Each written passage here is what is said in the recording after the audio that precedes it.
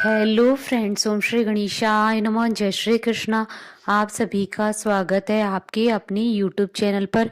Friends, आज हम आपको इस वीडियो में बताने जा रहे हैं सफला एकादशी का शुभ मुहूर्त, पूजा विधि, महत्व, व्रत कथा और धन लाभ के लिए किए जाने वाले उपायों के बारे में।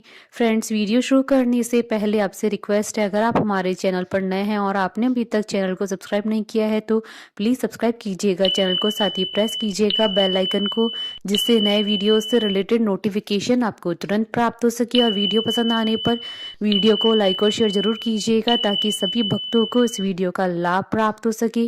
और कमेंट बॉक्स में जय श्री कृष्णा जरूर लिखिएगा। हिंदू धर्म में एकादशी एक महत्वपूर्ण तिथि है। एकादशी व्रत की बड़ी महिमा है।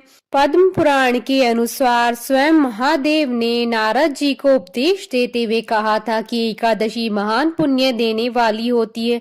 एकादशी प्रत्येक महीने में 2 बार आती है, एक बार शुक्ल पक्ष में और दूसरी बार कृष्ण पक्ष में। पूर्णिमा के बाद आने वाली एकादशी को कृष्ण पक्ष की एकादशी और अमावस्या के बाद आने वाली एकादशी को शुक्ल पक्ष की एकादशी कहते हैं। जो भक्त एकादशी के दिन उपवास करते हैं वे एकादशी के नियमों का कड़ाई से पालन करते हैं तथा अगले दिन सूर्योदय के बाद ही उपवास का समापन करते हैं। एकादशी व्रत के दौरान सभी प्रकार के अनाज वर्जित होते हैं। जो लोग किसी कारणवश एकादशी व्रत नहीं रखते हैं उन्हें एकादशी के दिन भोजन में चावल का प्रयोग नहीं करना चाहिए तथा झूठ व परनिंदा से बचना चाहिए। जो व्यक्ति एकादशी के दिन विष्णु सहस्त्र नाम का पाठ करता है उस पर भगवान विष्णु की विशेष कृपा होती है। साल 2024 की पहली एकादशी 7 जनवरी 2024 रविवार के दिन है। पौष माह की कृष्ण पक्ष की एकादशी को सफला एकादशी कहा जाता है।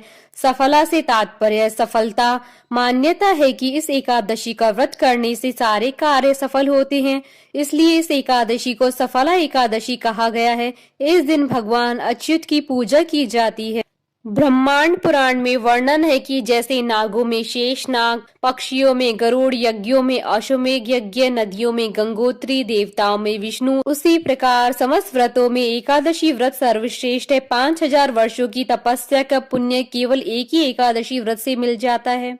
सफला एकादशी का महत्व धार्मिक ग्रंथों में धर्मराज युधिष्ठिर और भगवान कृष्ण के बीच बातचीत के रूप में वर्णित है। मान्यता है कि 1000 अश्वमेघ यज्ञ मिलकर भी इतना लाभ नहीं दे सकते हैं जितना सफला एकादशी का व्रत रखकर मिल जाता है। सफला एकादशी का दिन एक ऐसे दिन के रूप में वर्णित है जिस दिन व्रत रखने से दुख समाप्त होते हैं और भाग्य खुल जाते हैं।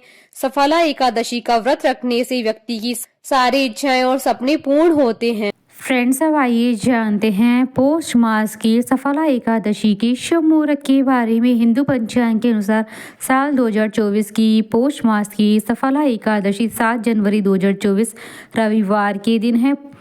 पौष कृष्ण एकादशी तिथि प्रारंभ होगी 6 जनवरी की रात्रि यानी 7 जनवरी की सुबह 12:41 पर और पौष कृष्ण एकादशी तिथि का समापन होगा 7 जनवरी की रात्रि यानी 8 जनवरी की सुबह 12:46 पर। व्रत पारण का समय रहेगा 8 जनवरी 2024 को सुबह 7:17 से सुबह 9:24 तक और द्वादशी के दिन हरिवासर समाप्ति का समय रहेगा 8 जनवरी 2024 को रात्रि 11:58 पर। फ्रेंड्स, अब आइए जानते हैं सफला एकादशी की पूजन विधि के बारे में। सफला एकादशी का व्रत रखने वाले श्रद्धालुओं को इस दिन भगवान अच्युत की पूजा अर्चना करनी चाहिए। इस व्रत की विधि इस प्रकार है। प्रातः काल स्नान करने के बाद व्रत का संकल्प लेकर भगवान को धूप, दीप, फल और पंचामृत आदि अर्पित करना चाहिए। नारियल, सुपारी, आंवला, अनार और लौंग आदि से भगवान अच्युत का पूजन करना चाहिए। इस दिन रात्रि जागरण कर श्री हरि के नाम के भजन करने का बड़ा महत्व है। व्रत के अगले दिन द्वादशी पर किसी जरूरतमंद व्यक्ति या ब्राह्मण को भोजन करवाकर दान दक्षिणा देकर व्रत का पारण करना चाहिए। एकादशी के दिन बिस्तर पर नहीं जमीन पर सोना चाहिए। मांस, मदिरा, लहसुन और प्याज का सेवन न करें। सफला एकादशी की सुबह दान पुण्य करना भी वर्जित माना गया है। इस दिन किसी भी पेड़ या पौधे की फूल पत्ती तोड़ना भी अशुभ माना जाता है। फ्रेंड्स, अब आइए जानते हैं धन लाभ के लिए किए जाने वाले उपाय के बारे में। सफला एकादशी के दिन श्री हरि की पूजा लक्ष्मी जी के साथ संयुक्त रूप से करें। माँ लक्ष्मी को सौंफ और श्री हरि को मिश्री अर्पित करें। श्री हरि की पूजा के बाद ओम ह्रीम श्रीम लक्ष्मी वासुदेवाय नमः का 108 बार जाप करें और सौंफ और मिश्री को एक साथ रख लें और रोज प्रातः ग्रहण करें। फ्रेंड्स, अब आइए प्रारंभ करें सफला एकादशी की पौराणिक व्रत कथा। महाराज युधिष्ठिर ने पूछा, हे जनार्दन, पौष कृष्ण एकादशी का क्या नाम है? उस दिन कौन से देवता का पूजन किया जाता है और उसकी विधि क्या है?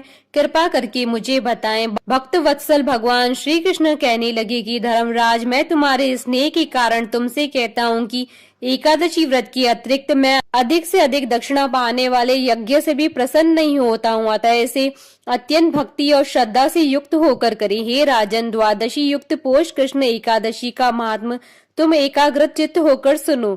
इस एकादशी का नाम सफला एकादशी है। इस एकादशी के देवता श्री नारायण हैं। विधि पूर्वक इस व्रत को करना चाहिए। जिस प्रकार नागों में शेषनाग, पक्षियों में गरुड़, सब ग्रहों में चंद्रमा, यज्ञों में अश्वमेघ तथा देवताओं में भगवान विष्णु श्रेष्ठ हैं, उसी तरह सब व्रतों में एकादशी का व्रत श्रेष्ठ है। जो मनुष्य सदैव एकादशी का व्रत करते हैं वे मुझे परम प्रिय हैं। अब इस व्रत की विधि कहता हूँ। मेरी पूजा के लिए ऋतु के अनुकूल फल, नारियल, नींबू, नैवेद्य आदि 16 वस्तुओं का संग्रह करें। इस सामग्री से मेरी पूजा करने के बाद रात्रि जागरण करें। इस एकादशी के व्रत के समान यज्ञ, तीर्थ, दान, तप तथा कोई दूसरा व्रत नहीं है। 5000 वर्ष तक तप करने से जो फल मिलता है उससे भी अधिक सफला एकादशी का व्रत करने से मिलता है। हे राजन, अब आप इस एकादशी की कथा सुनिए। चंपावती नगरी में एक महिष्मान नाम का राजा राज्य करता था। उसके 4 पुत्र थे। उन सब में लुम्पक नाम वाला बड़ा राजपुत्र महापापी था। वह पापी सदा पर स्त्री और वैश्यागमन तथा दूसरे बुरे कामों में अपने पिता का धन नष्ट किया करता था। सदैव ही देवता, ब्राह्मण, वैष्णवों की निंदा किया करता था। जब राजा को अपने बड़े पुत्र के ऐसे कुकर्मों का पता चला तो उन्होंने उसे राज्य से निकाल दिया। तब वह विचारने लगा कि कहाँ जाऊं, क्या करूं। अंत में उसने चोरी करने का निश्चय किया। दिन में वह वन में रहता और रात्रि को अपने पिता की नगरी में चोरी करता तथा प्रजा को तंग करने और उन्हें मारने का कुकर्म करता। कुछ समय पश्चात सारी नगरी भयभीत हो गई। वह वन में रहकर पशु आदि को मारकर खाने लगा। नागरिक और राज्य के कर्मचारी उसे पकड़ लेते किंतु राजा के भय से छोड़ देते। वन में एक अति प्राचीन विशाल पीपल का वृक्ष था। लोग उसकी भगवान के समान पूजा करते थे। उसी वृक्ष के नीचे वह महापापी लुम्पक रहा करता था। इस वन को लोक देवताओं की क्रीड़ा स्थली मानते थे। कुछ समय पश्चात पौष कृष्ण पक्ष की दशमी के दिन वह वस्त्रहीन होने के कारण शीत के चलते सारी रात्रि सो नहीं सका। उसके हाथ पैर अकड़ गए। सूर्योदय होते होते वह मूर्छित हो गया। दूसरे दिन एकादशी को मध्याह्न के समय सूर्य की गर्मी पाकर उसकी मूर्छा दूर हुई। गिरता पड़ता वह भोजन की तलाश में निकला। पशुओं को मारने में वह समर्थ नहीं था, अतः पेड़ों के नीचे गिरे हुए फल उठाकर वापस उसी पीपल के वृक्ष के नीचे आ गया। उस समय तक भगवान सूर्य अस्त हो चुके थे। वृक्ष के नीचे फल रखकर कहने लगा कि हे भगवान, अब आपके लिए अर्पण है ये फल, आप ही तृप्त हो जाइए। उस रात्रि को दुख के कारण रात्रि को भी नींद नहीं आई। उसके इस उपवास और जागरण से भगवान अत्यंत प्रसन्न हो गए और उसके सारे पाप नष्ट हो गए। दूसरे दिन प्रातः एक अति सुंदर घोड़ा अनेक सुंदर वस्तुओं से सजा हुआ उसके सामने आकर खड़ा हो गया। उसी समय आकाशवाणी हुई कि हे राजपुत्र, श्री नारायण की कृपा से तेरे पाप नष्ट हो गए हैं। अब तू अपने पिता के पास जाकर राज्य प्राप्त कर। ऐसी वाणी सुनकर वह अत्यंत प्रसन्न हुआ और दिव्य वस्त्र धारण करके भगवान आपकी जय हो कहकर अपने पिता के पास गया। उसके पिता ने प्रसन्न होकर उसे समस्त राज्यभार सौंप दिया और वन का रास्ता लिया।